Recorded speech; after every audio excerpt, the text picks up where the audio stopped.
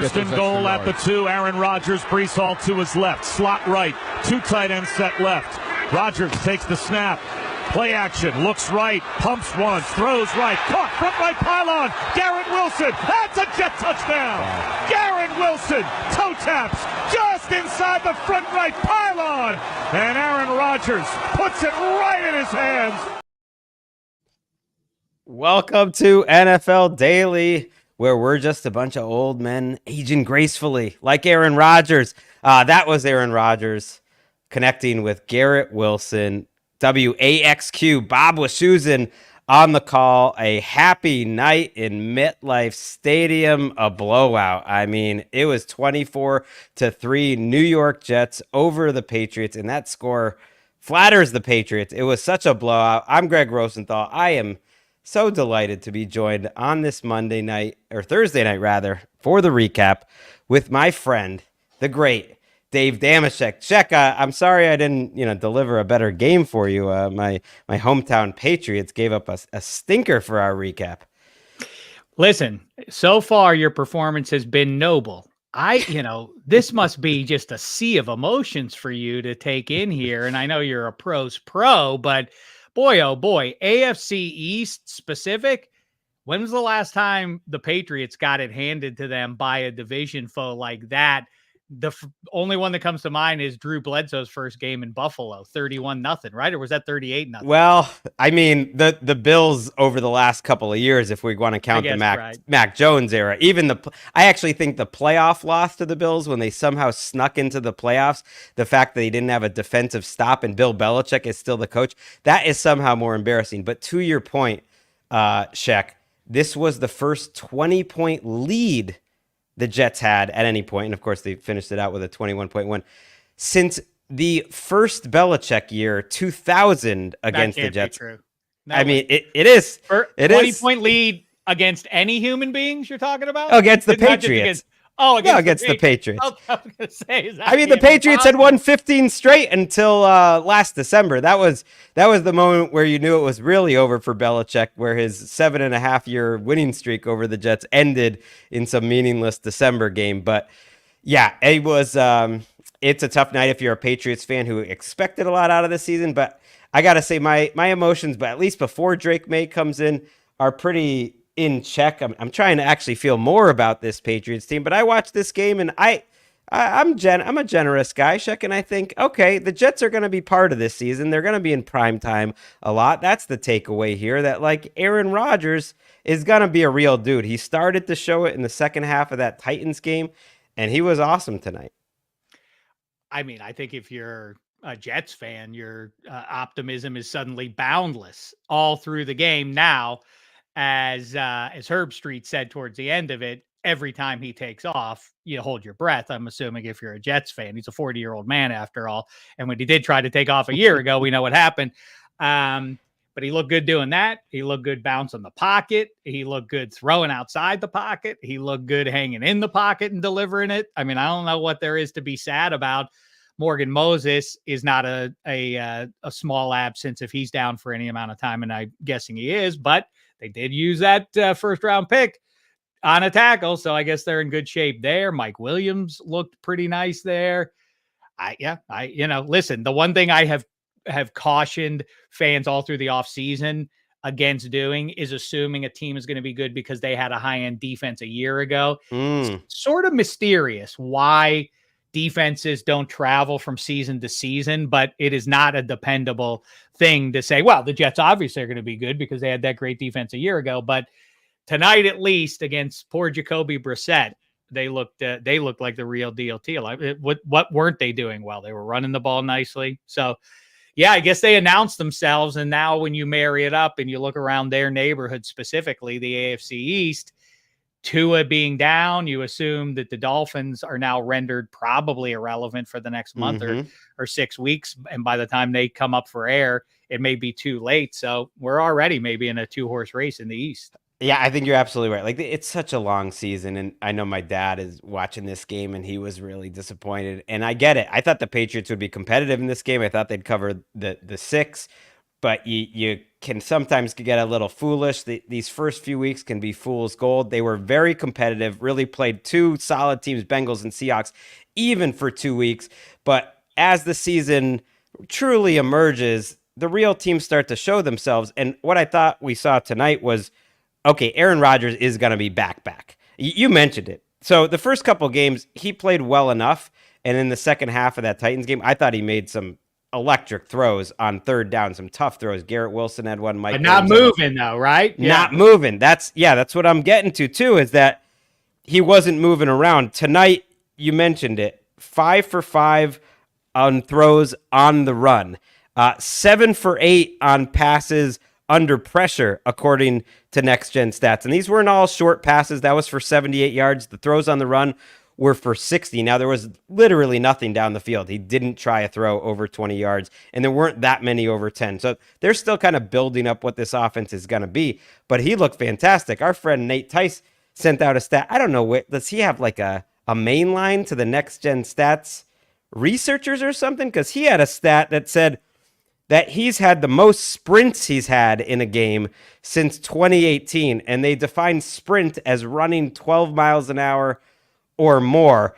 And that passed the eye test. He was kind of running all over the place. He actually has taken a number of big hits this year, which is a little worrisome if you're a Jets fan. He took a few sacks, but he looked good out there. He looked like, if not old Aaron Rodgers, then at least 36, 37-year-old Aaron Rodgers, who was still a very effective, one of the best quarterbacks in the league. And you said it, Jets fans can feel about as optimistic as they've been since, I don't even know when. Was there ever a moment in like the Sam Darnold era that even had a real optimism? I don't think so. So this is about as optimistic as it's, right, since they've signed Aaron Rodgers. But in terms of an on-field moment, it's the most optimistic they've been since they were in the playoffs with Rex Ryan. I was going to say maybe since Vinny Testaverde, or maybe a Chad Pennington year squeezed in there somewhere. But I mean, they did trash Tom Brady, who was a 1 seed in Foxborough. So it's tough to get can't wait. a better feeling. That was a good one. That was a good one. That was a pretty good one. I mean, first of all, to answer why Aaron Rodgers didn't throw deep, 2 high safeties. It's a plague that we must rule out of football going forward. I don't know if you heard that that's the new big idea. Are you being serious right now? Yeah, because Mel Kiper said we got to get rid of that.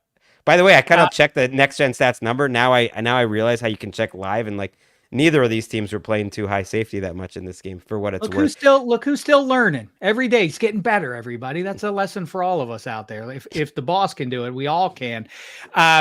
Yeah, Rodgers didn't throw deep a ton, but I don't know if you were looking at the game at this time.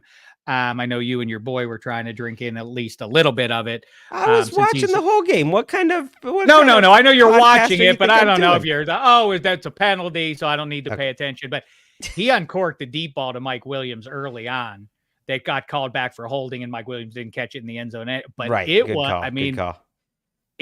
was a laser from about 50 yards out. And it hit Williams in the hands. He kind of mistimed his jump, and it was a moot point anyway, because like I say, it was a holding call. But man, from that point on, it was like, oh my God, what, he's throwing on the run and he's delivering a ball like that.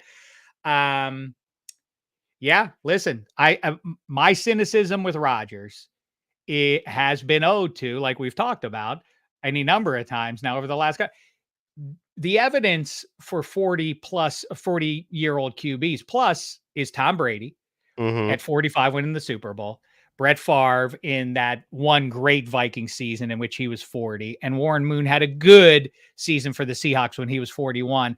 And that's it. That's all the evidence that exists about human beings over 40 doing well at quarterback. So he's really bucking a trend here. But I think, like you say, for 6 quarters at least now, you have reason to get excited if you're a Jets fan, eh? Yes, and we're doing this live on YouTube. We're going to try to do it every Thursday night, so come join us right after the game. You know, now I'm like, I almost feel like Al Michaels. I'm rooting for good games at the end so that we can have a nice audience after, because with this stinker on the East Coast, I mean, I know Patriots fans aren't watching this, and maybe Jets fans are, but it's late there. We have a viewer that says that had to be the most satisfying win in the last decade for the Jets. I agree. I also like that the very first comment Dave Dameshek on this stream was telling you to bring back the NFL. Yes, if you're a new fan of Dave Dameshek, You got to check out the -3, the great podcast he's doing. But yeah, he's an old friend who helped get our Around the NFL podcast off the ground and does great work. And yes, had a great, I wouldn't call it a bit, a series at the NFL, the NFL. And what if this wouldn't have happened? Maybe we say, what if Rodgers didn't tear his Achilles last year? What would have that season looked like? That's a very fun one. The one that I have worked out legitimately for the two that are fascinating to me and related to some degree to 2024, but obviously Rodgers is intriguing forever. Is going back a couple of years, the 2018 first round, the Jacksonville Jaguars, high on their own 2017 product, decided, hey, we almost made the Super Bowl with Blake Bortles. We were able to hide him and dominate defensively. Let's run it back. There was a guy named Lamar Jackson sitting there that they could have drafted, but they said, no, we have the formula. Look at what our first round QB Blake Bortles was able to do. So they turned their nose up at Lamar Jackson in favor of, it's a great trivia question. Do you know who they drafted instead of Lamar Jackson, the Jags, in the first round of 2018? It's an immortal name. Taven Bryan. Oh, Taven I was going to say Calebon Chason or something, because they had a bunch of first round busts over those years. Yeah, that's a rough one. One of our viewers, Josh Lansky, says Dave has zero idea what jive actually means, which makes me laugh. Jive is a rangy word. It's one of our rangiest words in the English language, because you can jive talk somebody, but you can be a jive turkey. There's a you can talk jive. I mean, it's got a lot of application. I think you know what it means. I'm with you. When throwing it back to that Lamar Jackson draft, just for a second, there were a lot of rumors that Patriots were very high on Lamar Jackson. Bill Belichick loves the idea of this running quarterback Lamar Jackson, and they had a chance to draft him at the very end of that round, and instead they took Lawrence Maroney. No, they took Sony Michel. They took Sony Michel.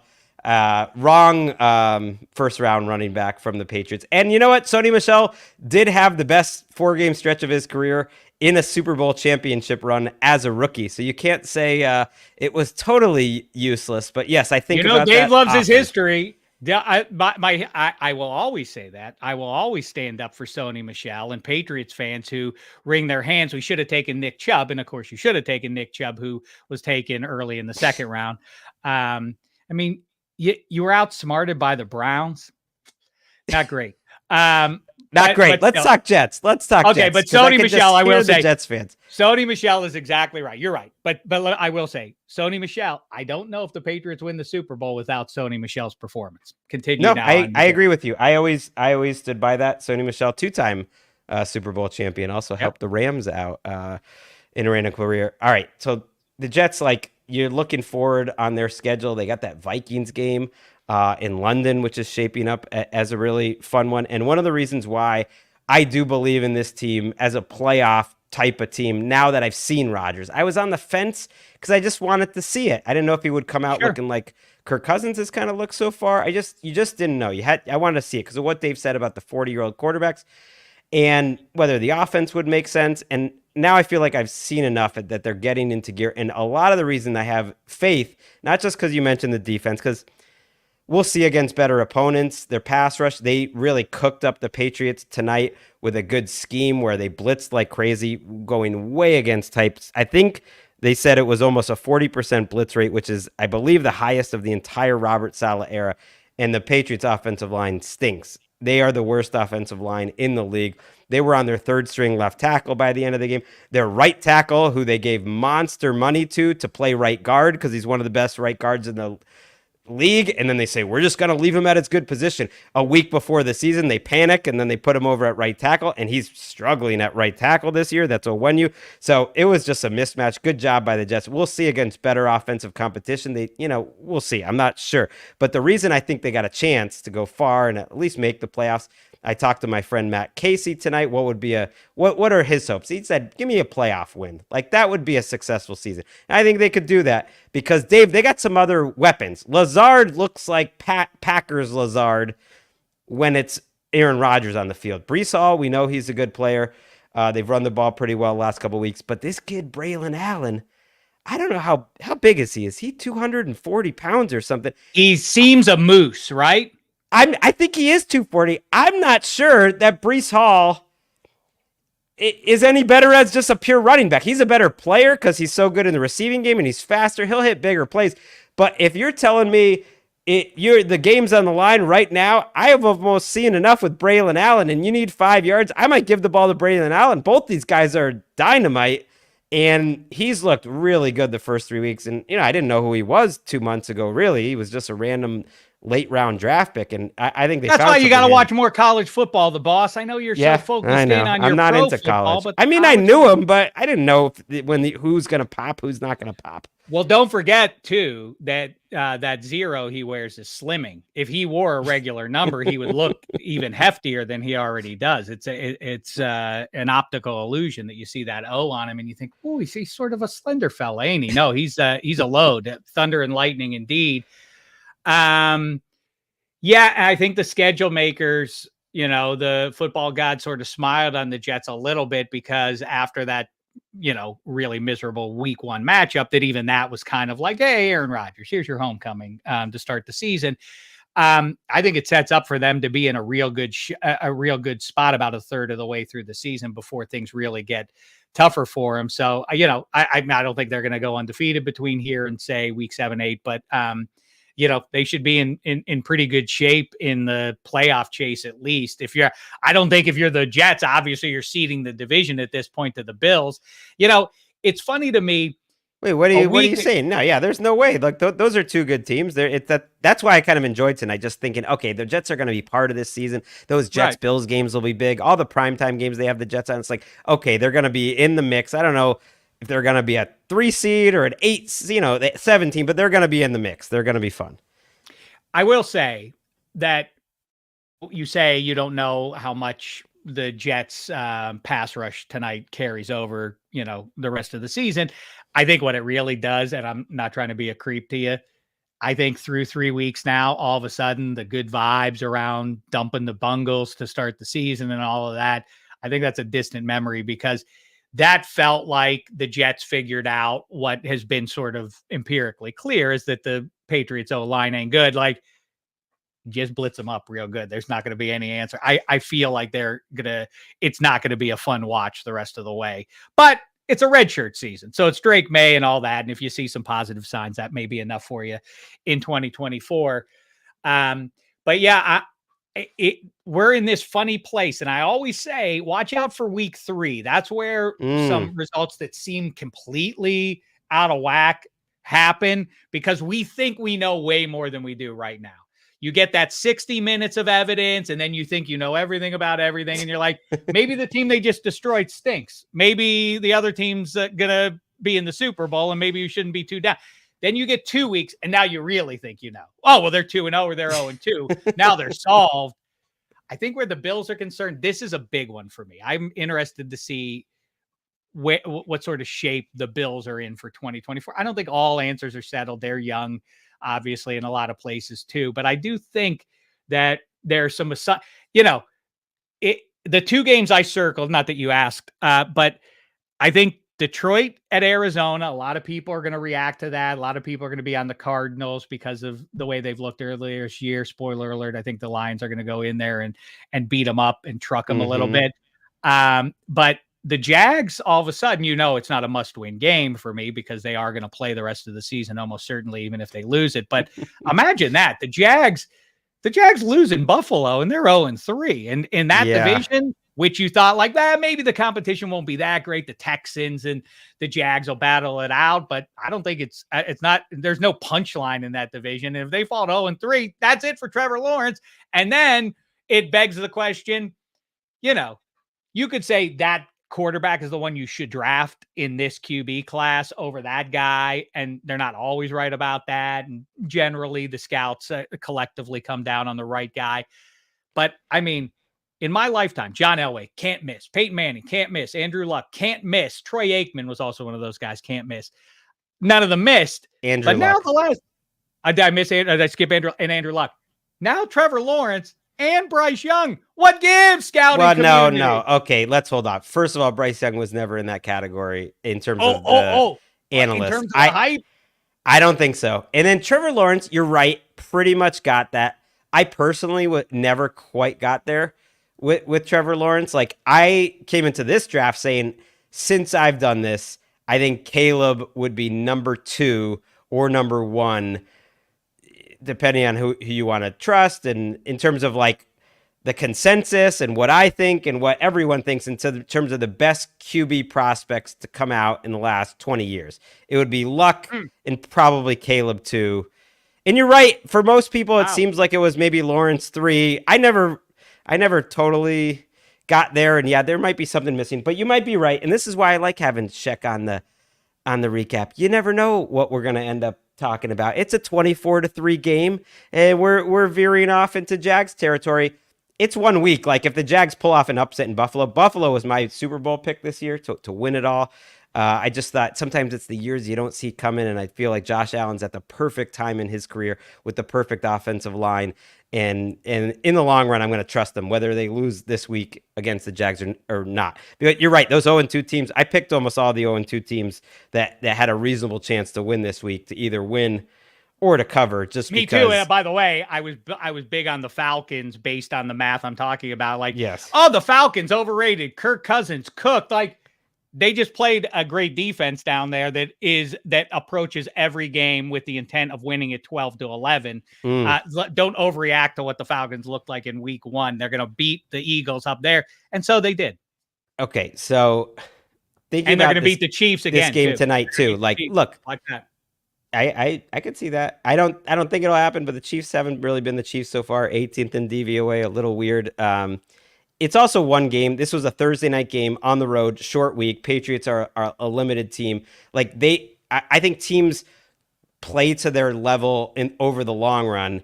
And I think they had a great game plan week 1, showed that they could be really cohesive and smart on defense. They have a lot of tough, smart players that have been there a long time. They're kind of greater than the sum of their parts. They do a lot of confusing things that can mess up quarterbacks, but not quarterbacks like Aaron Rodgers. Week 2, they play the Seahawks pretty much to a standstill.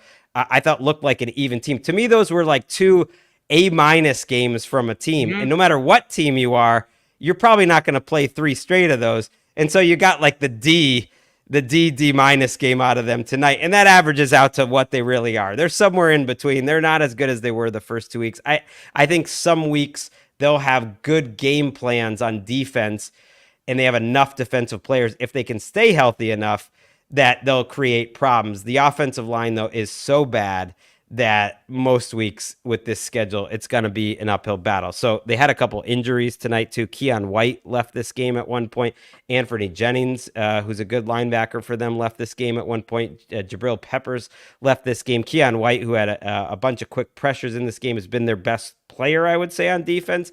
Overall, him and Christian Gonzalez, like, if they're missing their premier players, Christian Barmore's had blood clots, like, it's not going to be pretty. They're not that good on defense. They can give up 400 yards to a team like the Jets, and they did. And then suddenly you're one of the worst teams in the NFL because you have no passing game whatsoever. And that's the team they were tonight. So it's going to be, you're right, the feel good story that they had. I think is especially disappointing defensively, because I don't know if you like to watch the Prime Vision, Dave, but my boy Walker loves the Prime Vision, loves the numbers, loves the view, loves the names are on the screen. And when you're watching on the Prime Vision, you can just see how, like, Aaron Rodgers, he's calling those plays out there. He knows what the Patriots are doing before they're doing it. He's changing it. If it's man, he knows who it's going to. If it's zone, he knows who it's going to.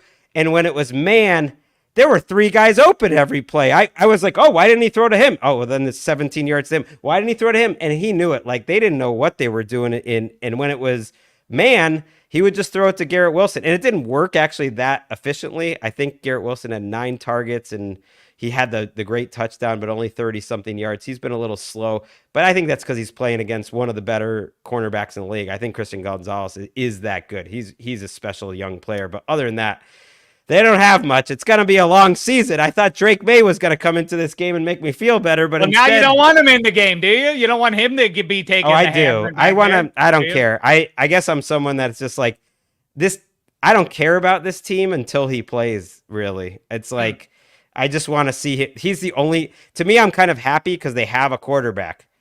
Like I think he's going to be great in the long run. So he's the only thing I care about in this team, and that the coach maybe is good long term. So I would just play him. I don't care if it goes poorly. How much poorly is it going to go?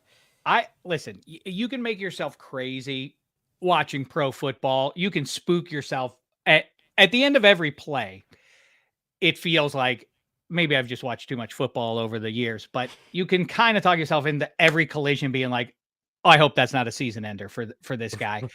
And that's what I'm talking about. But it's heightened with Rodgers, given the way he went out at the start of last season.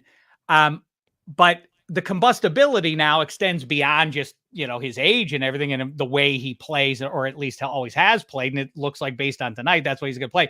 The two things that stand out to me, it was an anomalous performance, as everybody's been talking about. There's not much offense in pro football so far this season, outside of Kyler Murray, against the Rams, and then the shootout with the Bills in week 1. And Geno's looked pretty good, but I mean, there's some example, but for the most part, the defense is winning, which is not something. That's the thing that kind of stands out. Usually, offenses win the first half of an NFL season, then the defenses rise up. They're ahead of schedule, are these defenses dominating teams here. So that's something to watch. But the other one is, like I say, with the combustibility of it is, and I'm not being a hater or anything. Some people get this, they get themselves into a position where that if you insult them, they have people who jump back on you. Why do you hate him so much? I'm not hating Aaron Rodgers to point this out. That shove with Bob Salah was a little weird, yes. wasn't it? Wasn't that a little weird? I'm glad you brought this up. If you guys want to check out the YouTube show, we're there. Like, subscribe. If not, we're just going to talk about it. But play it. Eric Behind the Glass has the video of it. And yes, it was Salah looking for a hug, but Rodgers putting his two hands on Salah's chest and then saying something very sharp and giving him a sharp glare that I don't know what's going on. I mean, he gave him a literal shove, his head coach. And I thought even worse was if I glared at you like that, you would be in any situation, you'd be like, what the hell, man? What's wrong? What do you want? You want to go? Like, I mean, why are you looking at me like that, holding the glare as he walks away? Like, who do you think we are? We're platonic friends, man. We're not like that. Like, I don't see you like that, Bob. Like, what? That was super weird and emasculating for the head coach. And this is at least now, the second time that publicly that Rodgers has kind of shown up as head coach. Like, yeah, I'm going to Egypt. It's more important to me. And then Bob Salah has to clean up the mess. Like, we talked about it, but he's just suspended. It's just not, it's not optimal, I wouldn't think, right?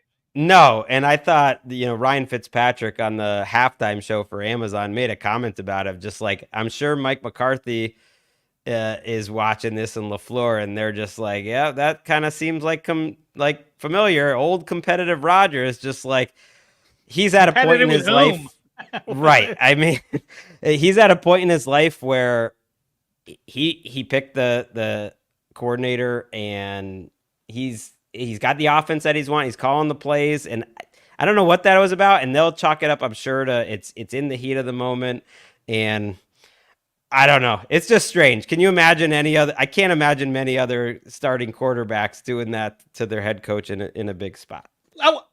I can see coaches doing it and quarterbacks getting into a rift. We've seen stuff like that happen in football or the big baseball star in the dugout with the skipper. Otherwise, when you don't see it is after your team scores a touchdown. That's what's weird about it. It's sort of, as I tweeted, it really is sort of like an inversion of Ali's thing. We, not me, is like, it really is like, no, me, not we. Let's not get this twisted, Bob Salah. If the Jets go anywhere this year, I'm the guy. You're just a passenger along for the ride. I do. You and Douglas screwed up that whole thing with Reddick, and I'm trying to overcome this. By the way, that's a weird spot too. Both of those guys have to put up with any of it because they know that Rodgers is either going to save their job or they're going to get kicked out the door. Okay, so one of our viewers, Rick Shelton, said lip readers thought he said too early, which kind of makes sense. Like that Salah was like over celebrating. Okay. Shelton also points out, but the glare is wild. So it is a strange reaction, but that makes sense to me. It's just like, all right, let's calm down, Bob. It's the second quarter here in week 3. Let's listen to Robert Salah. I believe we actually have sound of Robert Salah talking about it after the game. What happened in the second quarter? Looked like you went up and tried to give Aaron Rodgers a hug there. Oh, yeah. He, part of the things that we've been talking about is to just get the defense a 2-score lead, and it was a 2-score lead. So, yeah, I guess he just wanted to see something on defense. So,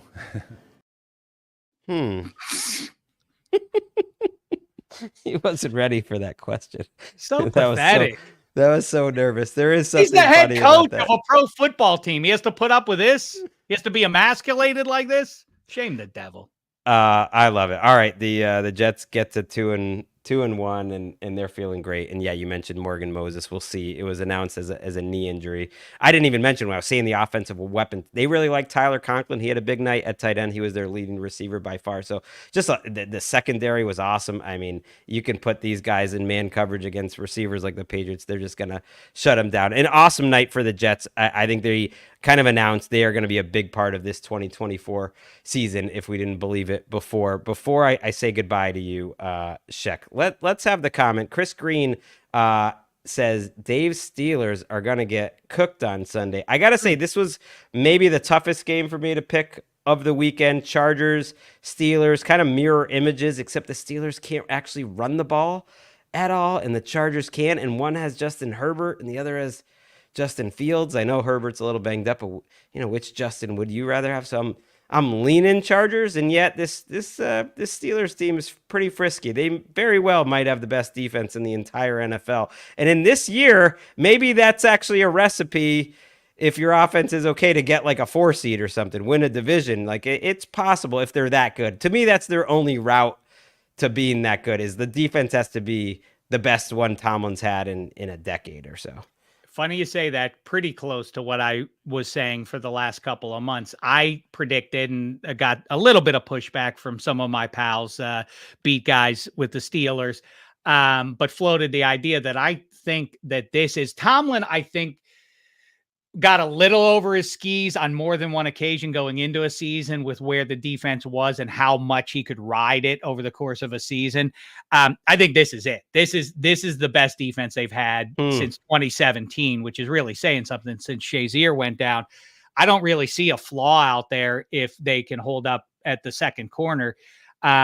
I got one maybe. Patrick Queen's been bad through 2 weeks. He seems like a problem. They gave him a lot of money. The linebackers, we'll see. But you're right. The rest of the team's dynamite. Not to butt in and give you one. I think they have I do think that they have a fail-safe. Landon Roberts isn't a guy who could be every down out there. But they have pieces on the interior that make them better, at least than where they've been in the last half decade or so.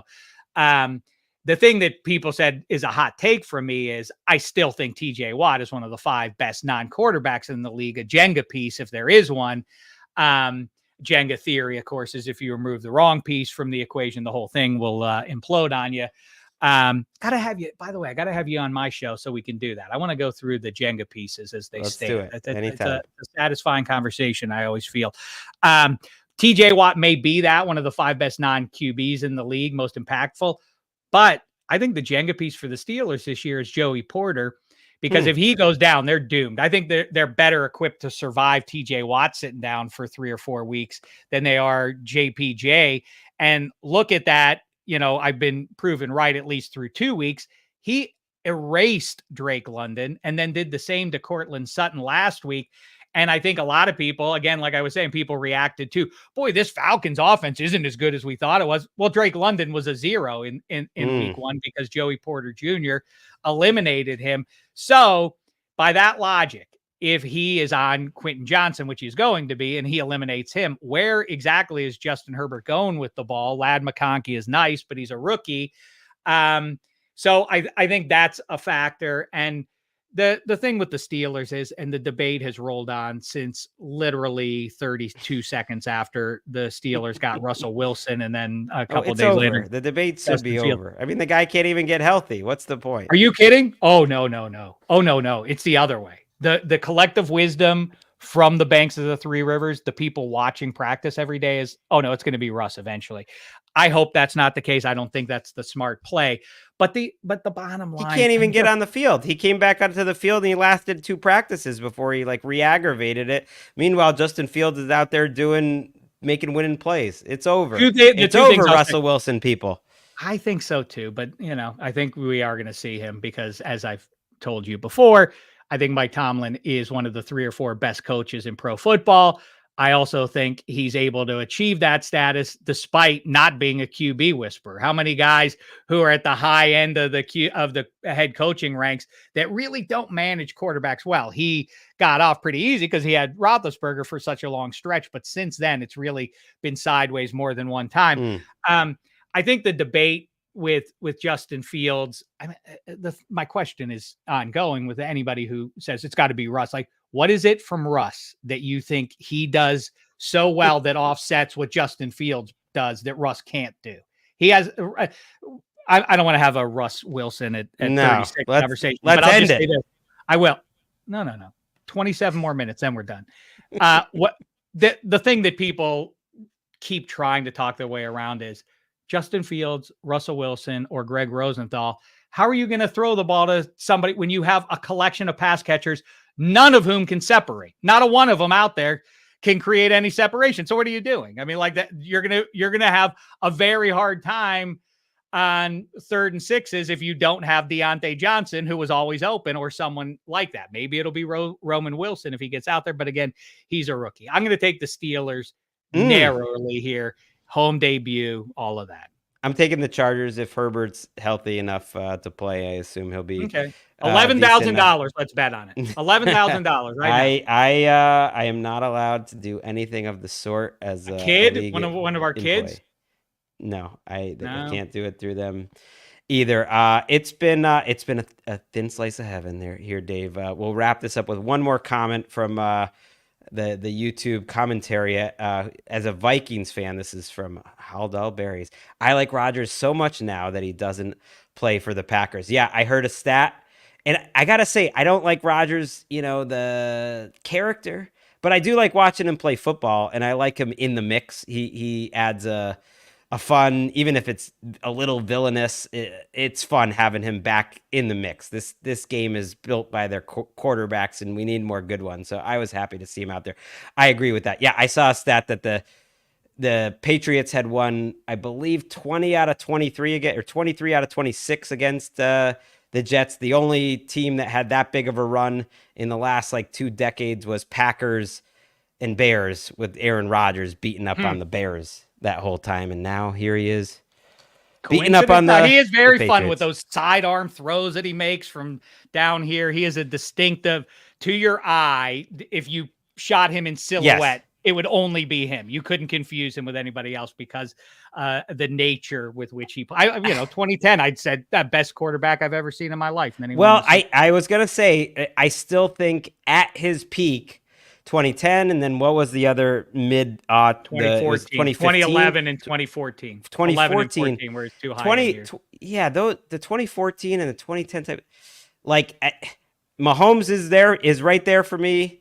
It's hard for me to separate, but to me that was the peak of quarterbacking that I've seen. I wouldn't say he's had as good a career, obviously, as Brady, and I think Mahomes is already, having the best career ever, but just in terms of just pure brilliance, peak play, and he's doing everything. It's his offense, his scheme, and he's doing it again. And I'm extending it further now. A couple more I have to throw out. Peyton Manning always gets a shout out for the 1 year he had in Denver. I think it was his second year.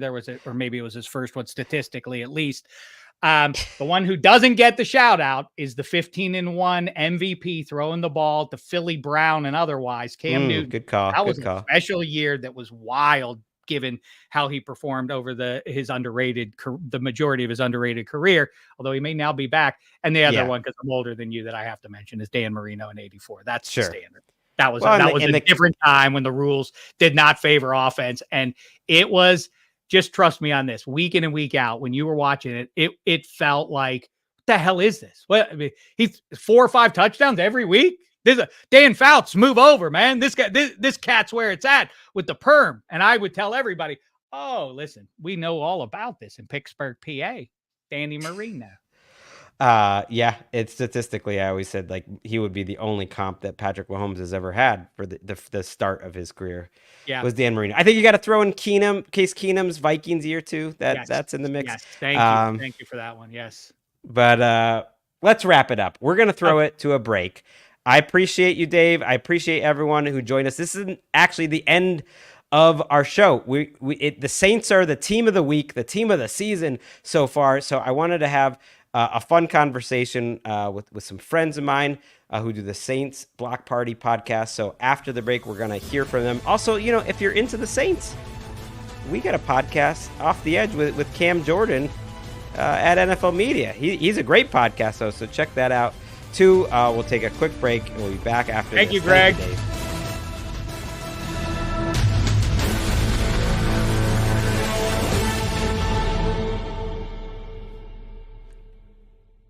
Wait a minute, 42 minutes.